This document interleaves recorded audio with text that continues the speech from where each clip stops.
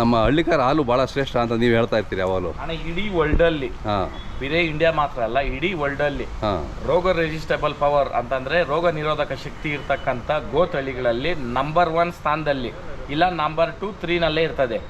3 ಇದ್ರಲ್ಲೇ ಇರ್ತದೆ ಇದು ಟಾಪ್ ಅಲ್ಲಿ ಇಡೀ ವರ್ಲ್ಡ್ಗೆ ನಾನು ಹೇಳ್ತಾ ಇರೋದು.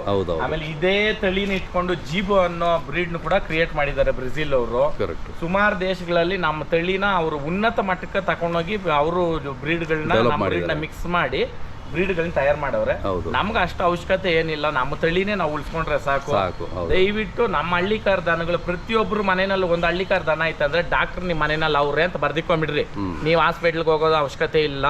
ಇದೇನು ಸ್ಪರ್ಶ ಮಾಡ್ತೀರಾ ನಮ್ಮಲ್ಲಿ ಇರ್ತಕ್ಕಂಥ ನೆಗೆಟಿವಿಟಿನೆಲ್ಲ ತೆಗೆದಾಕಿ ಪಾಸಿಟಿವಿಟಿನ ಕೊಡ್ತದೆ ಭಗವಂತನು. ಆಮೇಲೆ ಹಾಲು ಇರ್ಬೋದು, ಹಾಲು ಕ್ವಾಲಿಟಿ ಸೌತ್ ಇಂಡಿಯನ್ ಬ್ರೀಡ್ಗಳೆಲ್ಲನೂ ವರ್ಕಿಂಗ್ ಬ್ರೀಡ್ಸು.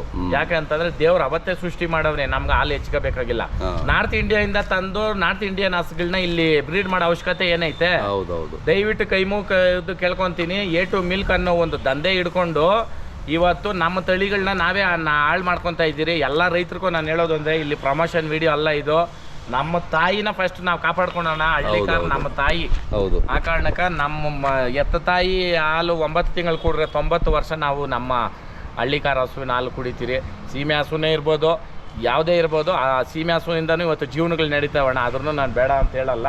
ಅದು ಸೀಮೆ ಹಸು ಇಕ್ಕೊಳ್ರಿ, ಒಂದು ಹಳ್ಳಿಕಾರ ದನ ಕಟ್ರಿ. ನಾನು ಅವತ್ತಿನಿಂಕ ಅದೇ ಹೇಳ್ಕೊಂಡ್ ಬಂದಿರೋದು, ಇವತ್ತು ಅದೇ ಹೇಳ್ತೀನಿ. ಆಮೇಲೆ ಇದ್ರ ಸ್ಪರ್ಶ ಐತಲ್ಲ ನಮ್ದಲ್ಲಿ ಇರ್ತಕ್ಕಂಥ ಎಲ್ಲ ಕಾಯಿಲೆಗಳನ್ನು, ಆಮೇಲೆ ಸೈಂಟಿಫಿಕ್ ಅಲ್ಲೂ ಕೂಡ ಪ್ರೂವ್ ಆಗೈತೆ. ಕ್ಯಾನ್ಸರ್ ಇರೋ ಪೇಷಂಟು ಗಂಜಲ ಕುಡಿದ್ರೆ 100% ಕ್ಯೂರು.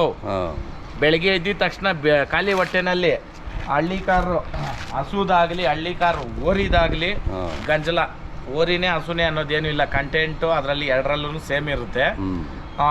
ನೀವು ಕುಡಿದ್ರೆ ಬೀಜದೋರಿದು ಬೇಡ, ಆಮೇಲೆ ಮಿಸ್ಗೈಡ್ ಹಾಕೋದು ಬೇಡ. ಹಸುದಾಗ್ಲಿ ಓರಿದಾಗ್ಲಿ ಕನ್ಗಡ್ಸು ಕುಡಿದ್ರೆ ಇನ್ನ ತುಂಬಾ ಒಳ್ಳೇದಣ್ಣ. ಕನ್ಗಡ್ಸ್ ಅಂತಂದ್ರೆ ಇನ್ನ ಫಲ ಈಟ್ ತಗೊಂಡಿರೋ ಇರ್ತದಲ್ಲ, ಅದ್ರದ್ದು ತುಂಬಾ ಒಳ್ಳೇದು. ಅದ್ರಲ್ಲಿ ಸತ್ವ ಇರ್ತದೆ. ಆಮೇಲೆ ದನನ ಮನೆಯಲ್ಲಿ ಕಟ್ಟಿ ಸಾಕಿದ್ರು ಸ್ವಲ್ಪ ಹೊತ್ತು ಮಣ್ಣು ಮೇಲೆ ಕಟ್ರಿ, ಮಣ್ಣಿನ ಸ್ಪರ್ಶ ಆಗ್ಬೇಕು ದನಕ್ಕ. ಆಮೇಲೆ ಇವತ್ತೇನು ಶುಗರ್ ಬರ್ತೈತೆ ನೋಡ್ರಿ, ಬೆಲ್ಲ ತಿಂದವಾಗ ಕಾಯಿಲೆಗಳಿರಿಲ್ಲ. ಇವತ್ತು ಶುಗರ್ ಬಂದ್ಬಿಟ್ಟು ಒಂದು ಕಾಲದಲ್ಲಿ ಸಾವುಕಾರ ಕಾಯಿಲೆ ಐತಿ, ಇವಾಗ ಹಂಗಲ್ಲ. ಪ್ರೋಟೋಕಾಲ್ ಪ್ರಕಾರ ಎಲ್ರಿಗೂ ಬರ್ತೈತೆ. ಇವಾಗ ಕಷ್ಟ ಬಿದ್ದವನ್ಗೂ ಬರ್ತದೆ. ಇಲ್ಲಿ ಎಲ್ಲಿಂದ ಬರ್ತೈತೆ ಶುಗರ್ ಆಗ್ತಾ ಇರೋ ಕೆಮಿಕಲ್ಗಳು ಯಾವುದು? ಸ್ವಲ್ಪ ಯೋಚನೆ ಮಾಡ್ರಿ ದಯವಿಟ್ಟು. ನೀವು ಬಳಸ್ತಕ್ಕಂಥ ತಿಂಡಿಗಳಲ್ಲೇನೆ ಅರ್ಧ ಕಾಯಿಲೆ ಹೋಗ್ತದೆ. ಎಣ್ಣೆಗಳು ಎಲ್ಲಿಂದ ಕೊಡಕ್ ಸಾಧ್ಯ? 150 ರೂಪಾಯಿಗೆ ನಿಮ್ಗೆ ಎಣ್ಣೆ. ಅರ್ಥ ಮಾಡ್ರಿ, 400 ರೂಪಾಯಿ 450 ರೂಪಾಯಿ ಬೀಳ್ತದಣ್ಣ ಕಳ್ಳೆಕಾಯಿ ಎಣ್ಣೆ 1 ಲೀಟರ್ ತಯಾರು ಮಾಡ್ಬೇಕಾದ್ರೆ. ಇದನ್ನೇ ಅರ್ಥ ಮಾಡ್ಕೊಳ್ರಿ. ಪಾಮ್ ಆಯಿಲ್ ಅಂತಾರೆ. ಯಾವ ಪಾಮ್ ಆಯಿಲ್ ಅದು? ಇದು ಒಳ್ಳೆ ಇದ್ದಂಗೆ ಇರ್ತೈತೆ, ಏನಣ್ಣ ಅದು, ಈ ಕಂದನೆ ಅಂತೀರಿ ನಾವು, ಈ ಆಯಿಲು ಈ ಗಾಡಿಗಳಿಗೆ ಹಾಕಲ್ಲ ಅಂತ ಹಂಗಿರ್ತದೆ. ಈಗ ಏನು ಮಡ್ಮೆಗಳು ಬರೋದಿರ್ಬೋದು, ಮಕ ಫೇಸ್ ಗ್ಲೋ ಕಮ್ಮಿ ಆಗೋದಿರ್ಬೋದು, ಇವೆಲ್ಲ ಇದೆ ಅನ್ಹೆಲ್ದಿ ಫುಡ್ಸು. ಆ ಕಾರಣಕ್ಕೆ ದಯವಿಟ್ಟು ನಮ್ಮ ಹಿರಿಕರು ಏನು ಹೇಳವ್ರೆ, ಸಸ್ಯಗಳು ತಿನ್ರಿ, ಧಾನ್ಯಗಳು ತಿನ್ರಿ, ಸಿರಿಧಾನ್ಯಗಳಿರ್ಬೋದು, ಸೊಪ್ಪು ಸೌದೆ ಬೀಜಗಳಿರ್ಬೋದು. ಇವಾಗ ಅವಾಗ ಹೇಳೋರಣ್ಣ, ಉರುಳಿ ತಿಂದವನು ಕಲ್ನ ಎತ್ತಿ ಕುಕ್ಕೋ ಗಟ್ಟಿ ಇರ್ತದೆ. ಉಕ್ಕನ ಅಂತ ಗಟ್ಟಿ ಕುದುರೆಗೆ ಏನಕ್ಕೆ ಉರ್ಲಿ ಕೊಡೋದು, ಎತ್ಕ ರೇಸ್ ಓಡೋ ಎತ್ಕೇನಕ್ಕೆ ಉರ್ಲಿ ಕೊಡೋದು. ಉರ್ಲಿ ಅಂದ್ರೇನೆ ಕೆಲವ್ರಿಗೆ ಗೊತ್ತೇ ಇಲ್ಲ. ಉರ್ಲಿ ಅಂದ್ರೆ ಇದು ಉಳ್ಳಿಕಾಯಿ ಹೇಳ್ತಾರೆ. ಉರ್ಲಿ ಅಂದ್ರೆ ಅದು ವರ್ಷದಲ್ಲಿ ಒಂದ್ಸಲಿ ಬೆಳೆಯೋದು. ಯಾವಾಗ ಅಂತಂದ್ರೆ ನಾವು ಹೊಲಗಳು ಮಾಡಿ ಹೊಲ ಎಲ್ಲ ಕೊಯ್ದಿದ್ದ ಟೈಮಲ್ಲಿ ಉಳ್ಳಿ ಚೆಲ್ತಾ ಇದ್ರಿ. ಉಳ್ಳಿ ಮಳೆಗೆ ಉಳ್ಳಿ ಆಗೋಗೋದು. ಆ ಕಾರಣಕ್ಕೆ ದಯವಿಟ್ಟು ಉಳ್ಳಿನ ತಿನ್ರಿ. ಉರುಳಿ ಕಾಳು ಮನುಷ್ಯನ ದೇಹಕ್ಕೆ ತಂಪು ಪ್ಲಸ್ ಗಟ್ಟಿ ಎರಡೂ ಇರ್ತದೆ.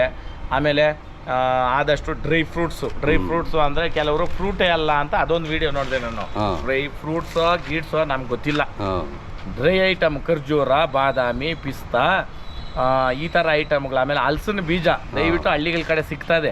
ಇದ್ರನ್ನ ಸಾಂಬಾರಲ್ಲಿ ಮಾಡೋ ತಿನ್ನೋದಿರ್ಬೋದು, ಇಲ್ಲ ಅಂತಂದರೆ ನೀರಲ್ಲಿ ನೆನೆ ಹಾಕಿ ಅದ್ರನ್ನ ಒಂದು ಗೊಜ್ಜು ಥರ ಮಾಡಿ ತಿನ್ನೋದಿರ್ಬೋದು. ದಯವಿಟ್ಟು ಮಾಡಿರಿ, ಇವೆಲ್ಲ ತುಂಬ ಒಳ್ಳೇದಣ್ಣ ಆರೋಗ್ಯಕ್ಕೆ. ಆಮೇಲೆ ಮುಂದೆ ನಾವು ಒಂದು ಎಸ್ಟಿಮೇಷನ್ ಇಟ್ಕೊಂಡಿದ್ದೀರಿ, ಅದು ರಿವೀಲ್ ಮಾಡಲ್ಲ. ಎಲ್ಲರಿಗೂ ರೈತರಿಗೂ ಅನುಕೂಲ ಆಗಬೇಕು, ಗ್ರಾಹಕರಿಗೂ ಅನುಕೂಲ ಆಗಬೇಕು, ದನಗಳಿಗೂ ಕೆಲಸ ಸಿಗಬೇಕು ಅಂಥದ್ದೊಂದು ಕೆಲಸಕ್ಕೆ ಕೈ ಹಾಕ್ತಾ ಇದ್ದೀನಿ. ಕಮೆಂಟ್ ಮುಖಾಂತರ ನೀವು ಸಪೋರ್ಟ್ನ ತಿಳಿಸಿ. ಜೈ ಹಳ್ಳಿಕಾರ್.